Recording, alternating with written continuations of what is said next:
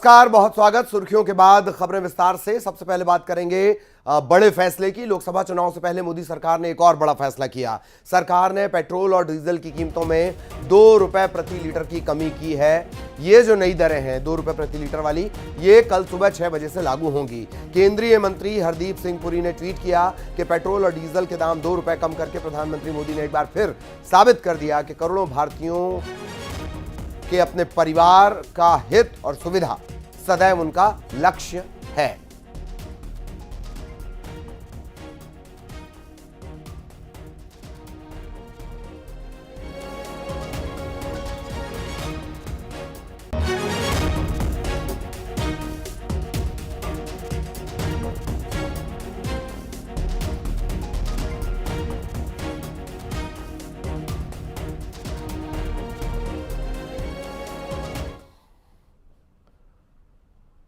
और opinion poll में एक बार फिर मोदी सरकार नजर आया है। सर्वे में तीसरी बार मोदी सरकार बनने का अनुमान है और इसके साथ साथ प्रधानमंत्री मोदी का जलवा बरकरार है। एनडीए 400 के पार जाता नजर आ रहा है। 411 सीटों पर एनडीए की जीत का अनुमान है। और अकेले बीजेपी की बात कर ली जाए, 350 सीट बीजेपी के खाते में आ सकती हैं। 2019 के मुकाबले, यानी पिछली बार बीजेपी की अकेली सीट देखी जाए 303, इस बार वो 350 आंकड़ा पहुंच सकता है। इंडिया गठबंधन को 105 सीटें मिल सकती हैं, मेगा ओपिनियन पोल के मुताबिक।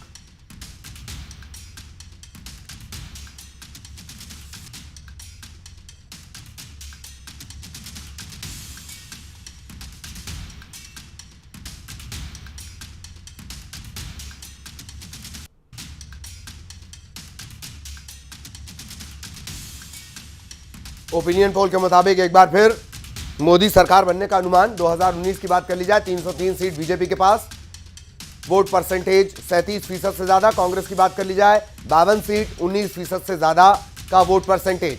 2019 की हम बात कर रहे हैं, लेकिन ये इंडिविजुअल है।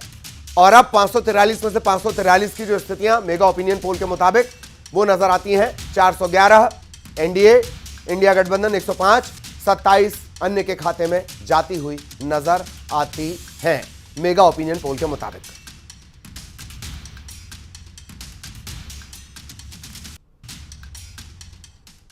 और ऐतिहासिक हो सकते हैं 2024 के नतीजे। बीजेपी को ऐतिहासिक 350 सीटें मिल सकती हैं। इसके अलावा बीजेपी के जो सहयोगी दल हैं, जो एनडीए का हिस्सा हैं, उनको 61 सीट मिलने का अनुमान है। और कांग्रेस सिर्फ 49 सीटों पर, ये इंडिविजुअल परफॉर्मेंस की बात कर ली जाए, कांग्रेस सिर्फ 49 सीटों पर सिमट सकती है, जबकि कांग्रेस के सहयोगी दलों को 56 सीट मिल सकती हैं। इसके अलावा बीजेडी, जिसका बार बार जिक्र आ रहा है, ओडिशा की बात हम कर रहे हैं, 8 सीटें बीजेडी के खाते में जा सकती हैं, जबकि वायएसआर कांग्रेस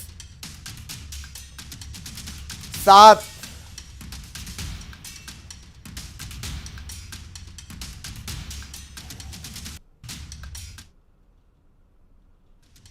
तो अब एक बार फिर अगर आंकड़ों की बात कर ली जाए, अकेले बीजेपी की बात कर ली जाए, तो यह आंकड़ा 350 तक पहुंचता है, बीजेपी की बात की जाए। जबकि एनडीए के साथ इसमें 61 सीटें और इसमें ऐड हो जाएंगी, तो आंकड़ा वैसे ही 400 के पार हो जाएगा। अगर सिर्फ कांग्रेस की इंडिविजुअल बात कर ली जाए तो 49 सीटें कांग्रेस को नजर आती हैं।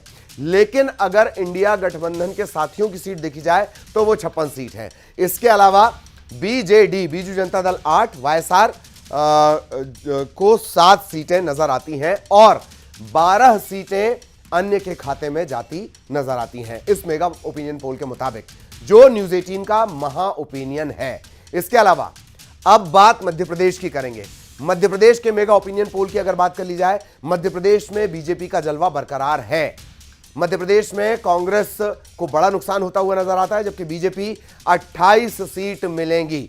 पिछले बार की तरह यह आंकड़ा है, पिछले बार भी बीजेपी के पास 28 सीट थी, लेकिन बीजेपी के वोट परसेंटेज में बड़ा इजाफा हो सकता है। बीजेपी को 28 सीट मिलने का अनुमान और कांग्रेस 1 सीट पर सिमट सकती है।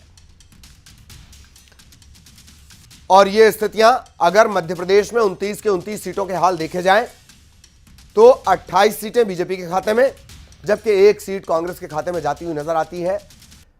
अन्य के खाते में कोई सीट नहीं। हालांकि इंडिया गठबंधन को सिर्फ एक सीट दी गई है, वो है छतरपुर खजुराहो की सीट।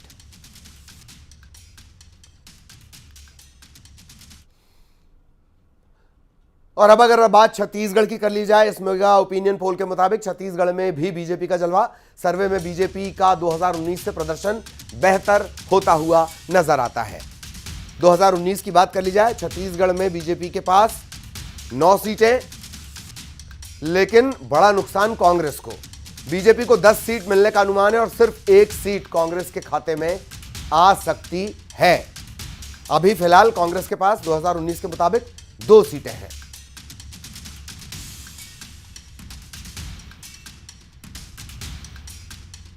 इसे ऐसे भी समझ लीजिए कि बीजेपी के खाते में 10, कांग्रेस के खाते में 1, अन्य के खाते में कुछ भी नहीं।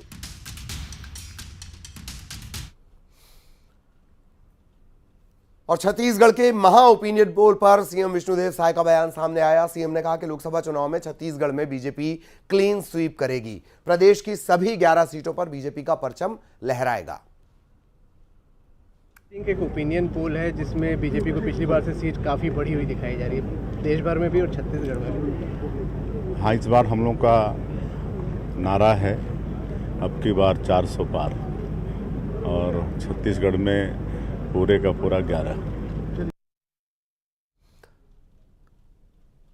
और इस महा ओपिनियन पोल में बीजेपी को मिल रहे प्रचंड बहुमत को लेकर डिप्टी सीएम विजय शर्मा से भी न्यूज 18 ने बातचीत की। तो नेटवर्क 18 का ओपिनियन पोल आ चुका है जिसमें देश के साथ प्रदेश में भाजपा को बड़ी बढ़त दिख रही है। हमारे साथ डिप्टी सीएम विजय शर्मा जी हैं। विजय जी, बहुत बड़ी बढ़त आप लोगों को दिख रही है, जो ओपिनियन पोल आ रहे हैं। सेंसेशन है, लोगों के मन में बड़ा भाव है। 370 की धारा जब से ख़त्म हुई है, लोगों ने, मुझे लगता है, मन बना लिया है कि 370 सीटें तो भारतीय जनता पार्टी को देनी, ऐसा मुझे लगता है। और इसी तरह से मुझे एक बात और लगती है कि इस बार जो एनडीए है वो 400 पार होगी, ऐसा मुझे लगता है, क्योंकि जनता चाहती है कि देश अब ऐसे ही दृढ़ता के साथ आगे बढ़े। पूरे देश, पूरी दुनिया में भारत के सामर्थ्य का डंका बजे, अब ये जनता चाहती है। छत्तीसगढ़ की बात करें, यहाँ भी बढ़त आप लोगों को दिख रही है। विधानसभा चुनाव अभी आप लोगों ने जीता है, किन मुद्दों पर आपको लग रहा है जनता ये वोट करने जा रही है? छत्तीसगढ़ में तो 11 ही सीटें हैं, इस बात का खेद है हमको। सीटें ज़्यादा होनी चाहिए थी, क्योंकि 100% सीटें छत्तीसगढ़ से भारतीय जनता पार्टी जीतने वाली है। ये थे डिप्टी सीएम विजय शर्मा, जिनका कहना है कि सभी 11 की 11 सीटें जो हैं वो बीजेपी यहाँ पर हासिल करेगी और देश भर में जो एनडीए है 400 का आंकड़ा पार करेगा। कैमरामैन मनीष के साथ अभिषेक शुक्ल, न्यूज़ 18 छत्तीसगढ़, रायपुर। और अब जबलपुर से बड़ी खबर आपको बता दें, पूर्व क्षेत्र विद्युत वितरण कंपनी की मनमानी सामने आई है। आउटसोर्स के टेंडर में घोटाले का आरोप लगा है।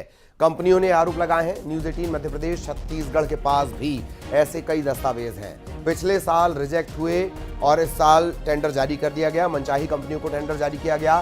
टेंडर में नियमों की जमकर अनदेखी की गई है।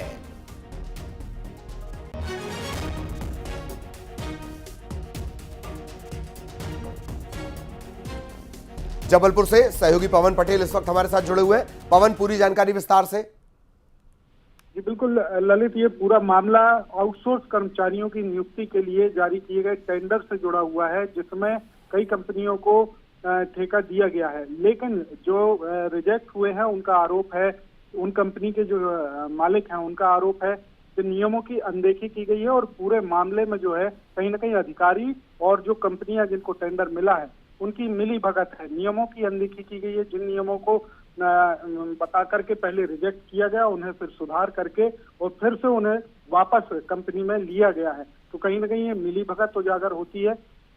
इसको लेकर कई दस्तावेज भी न्यूज 18 के पास में है, जिसमें शिकायत की गई है और बताया गया है कि किस तरह के घोटाले किए गए, किस तरह से लापरवाही बरती गई। क्विस्कॉर्प कंपनी, E&M कंपनी और एक कंपनी और है जिसके दस्तावेज सामने आए हैं और इन दस्तावेजों में स्पष्ट गलतियां दिख रही हैं, जिन गलतियों को नजरअंदाज करके भी इन्हें टेंडर जारी कर दिए गए और आउटसोर्स कर्मचारियों की नियुक्ति के लिए आदेश जारी कर दिए गए। इस मामले में जब हमने एमडी से बात करने की कोशिश की मध्य प्रदेश पूर्व क्षेत्र विद्युत वितरण कंपनी के, तो उन्होंने मिलने से इनकार कर दिया। मैसेज का रिप्लाई भी नहीं कर रहे हैं, न टाइम दे रहे हैं। साथ ही और भी जो अधिकारी हैं वो भी यूनिवर्सिटी के सवालों के जवाब देने से बचने का प्रयास कर रहे हैं। यानी दाल में कुछ काला है। बहुत बहुत शुक्रिया पवन आपका इस तमाम जानकारी के लिए। सहयोगी पवन विस्तार से जानकारी दे रहे थे। इधर छतरपुर में बसपा नेता की हत्या का सीसीटीवी फुटेज अब सामने आया है। हत्या का एक लाइव वीडियो सामने आया है। इसमें गोली मारकर भागता हुआ एक शख्स दिख रहा है। बीच सड़क पर बसपा नेता को गोली मारता आरोपी इसमें नजर आता है। वीडियो में कई अन्य आरोपी भी अगल बगल में जो दौड़ लगाते दिख रहे हैं। पुलिस ने हालांकि इस हत्याकांड के एक आरोपी को गिरफ्तार कर लिया है और बाकी की तलाश जारी है।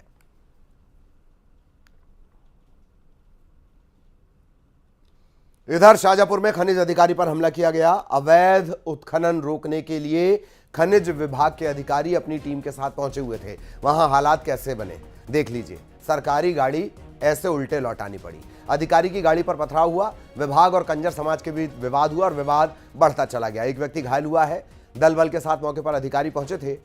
काला पीपल तहसील के मोहम्मदपुर मछनई गांव की यह घटना है।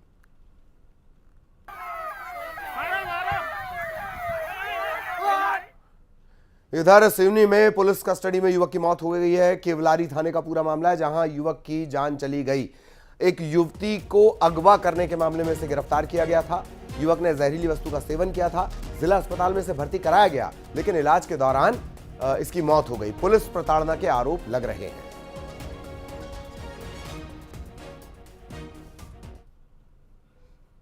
इधर दतिया में दो बाइक आपस में टकरा गई। 3 लोग घायल हो गए, 2 की हालत गंभीर है। इंदरगढ़ थाना इलाके के नेतुआपुरा की यह घटना है।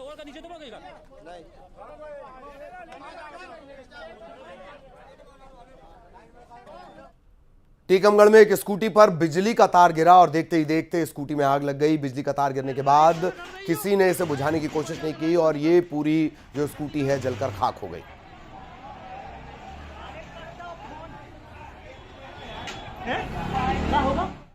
हरदा में किसान के खेत में आग लगने के बाद जो खड़ी गेहूं की फसल थी वो जल गई। तकरीबन 20 एकड़ में गेहूं की फसल खाक हो गई।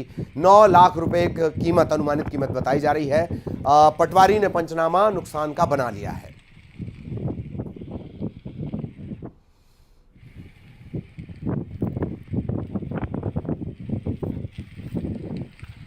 खरगोन में प्रदेश के मुख्यमंत्री डॉक्टर मोहन यादव ने क्रांति सूर्य टंट्या भील विश्वविद्यालय कैंपस का शुभारंभ कर बड़ी सौगात दी। वहीं गुना की क्रांतिवीर तात्या टोपे विश्वविद्यालय का वर्चुअली शुभारंभ किया। खरगोन जिले को 571 करोड़ 84 लाख रुपए की लागत से 3 माइक्रो सिंचाई परियोजनाओं की सौगात मिली है।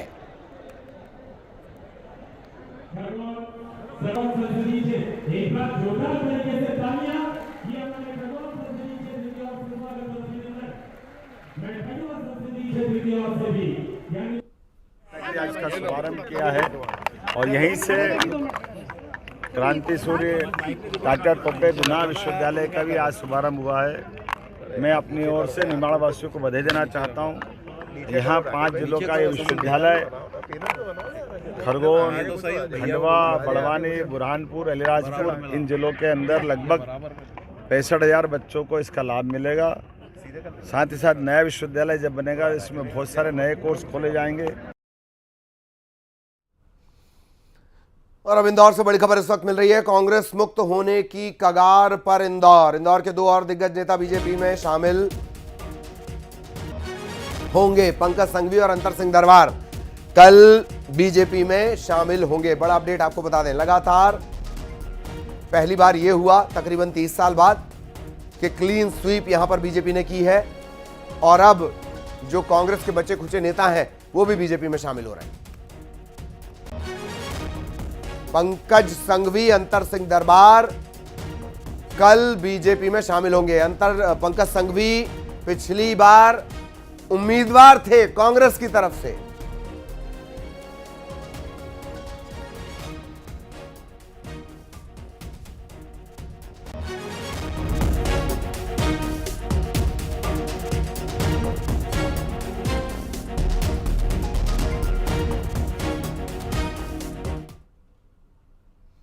एक ब्रेक के लिए रुक रहे हैं।